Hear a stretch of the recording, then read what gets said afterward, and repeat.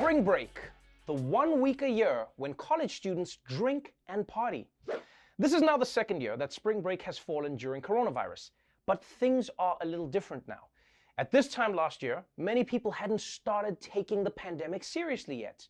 But this year, they've stopped taking the pandemic seriously too soon. Spring break state of emergency. Overnight, more chaos on Miami Beach. A wild weekend of mostly maskless people packing the streets. Police shooting pepper balls to disperse the crowd, setting off a stampede. More than 1,000 people arrested there since the start of spring break. Maskless crowds descended into the entertainment district over the weekend, dancing on cars, drinking in the streets, defying an 8 p.m. curfew issued Saturday. Tourists have been packing this popular spring break destination since February, back when Florida's Governor Ron DeSantis declared the state a, quote, oasis of freedom from coronavirus restrictions. Governor Ron DeSantis making it a free state, no mask. We can come and have some fun.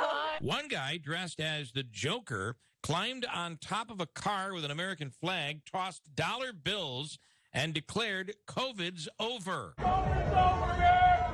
COVID's over, baby! Yeah! Oh, wow. The new Snyder Cut is weird as hell. But let's be clear here. COVID is not over, all right? Some random dude can't declare the end of the pandemic by dressing up like the Joker and making it rain. It's not a thing. Only Dr. Fauci can declare the end of the pandemic by dressing up like the Joker and making it rain. And look, you can't totally blame the maskless partying on college students. I mean, this is what's going to happen after Florida's governor called the state a, quote, freedom oasis. Like, if I put a Starbucks sign above my apartment door, I can't be mad when people show up and try to take a shit in my bathroom. But still, there's no reason that you can't celebrate spring break and wear a mask.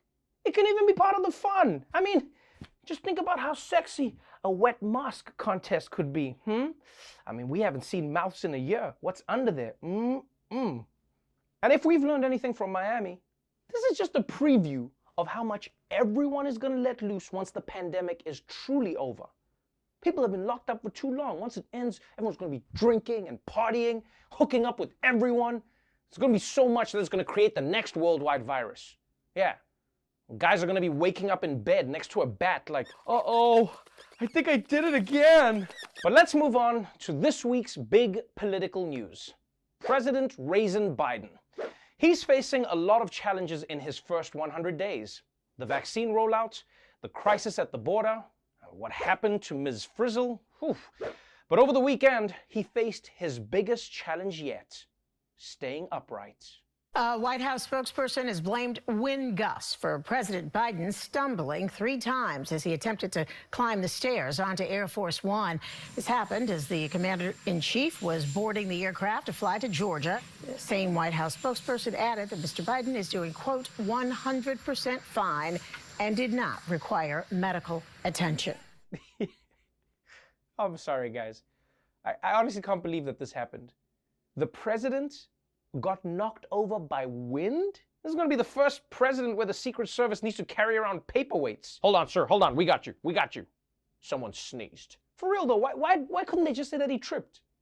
Tripping on stairs is a normal thing. You don't need to lie about it. But saying you got blown over by the wind, that is so much weirder. It's like if your roommate walked in on you jerking off, and instead of just telling him, you're like, oh no, I'm detaching my penis for the night. I put it away for safekeeping. And by the way, people, it's not like this just happened to Joe Biden, all right? It happens all the time. Biden tripped, Obama tripped, Mike Pence tripped, and the reason isn't because they're old. The reason is because they were running up and down stairs. You shouldn't do that. That would never happen in Africa. I mean, mostly because our presidents fly commercial and they gotta wait for their boarding group to be called. But you get what I mean. The point is, we don't think about it because we use stairs so much, right? No one thinks about it, but stairs are basically an obstacle course.